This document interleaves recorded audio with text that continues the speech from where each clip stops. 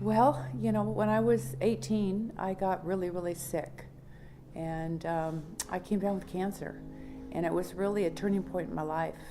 And it made me eat really healthy. And, it changed everything for me. And I was always a competitive athlete, all through high school. And, so what I can tell you, I just really realized that your health is the most important asset you have.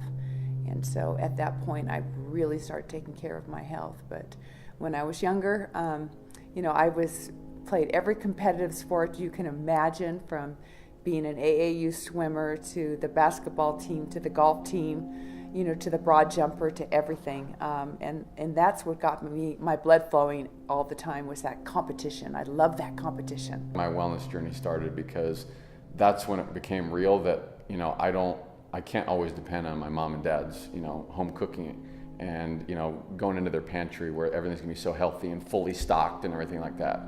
When you enter university, it's like, I was on my own.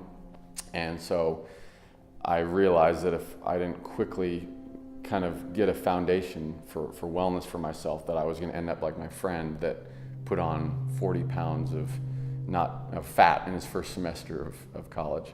And so, so that's where it kind of began. But I mean, it's always been just instilled in my DNA since I was young, just because my parents, they've always been in wellness and everything like that. So,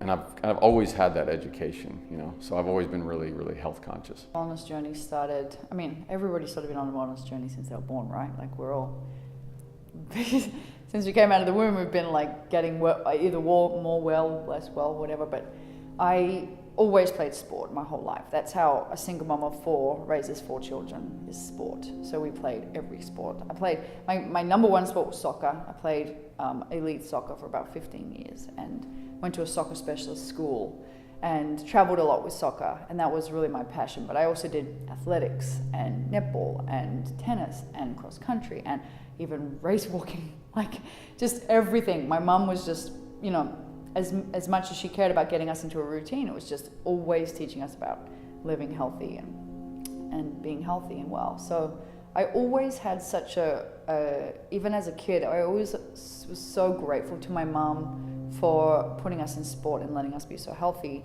And even as a kid, I got so upset when I would see obese children. And I would always say to my mom, like, "What, Mom, why don't they play sport? Like, why are some other children not like as healthy and vibrant, and just like, why are they eating that crap at 9 a.m. in the morning? Like, why is," and just really hurt me that some children weren't either accessing nutrition or accessing exercise.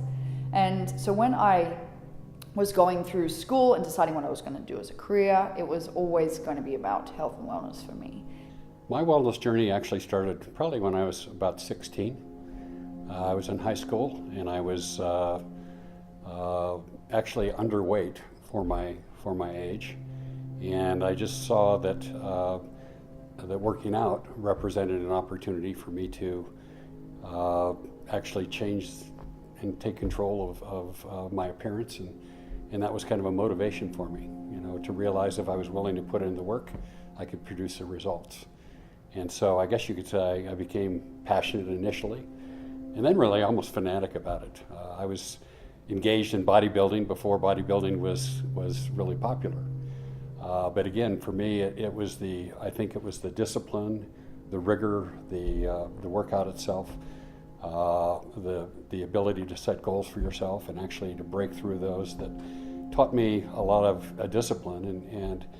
And I made a decision at that time that I really wanted to be in the health and wellness business.